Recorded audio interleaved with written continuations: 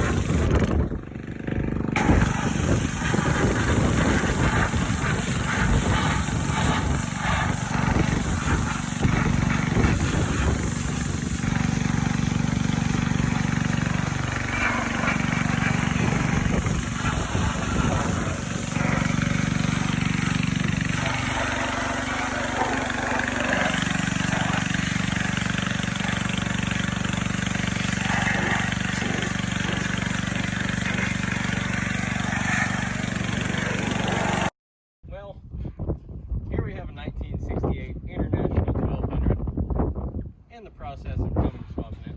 As you can see, we got the gasoline V8 out of it already and the front clip off, and this old engine block is sitting right here. Getting ready to box the old frame in with some nice brand new sheet metal. And then we'll get that fabbed up, get the motor mounts put together. This old girl will be singing in no time.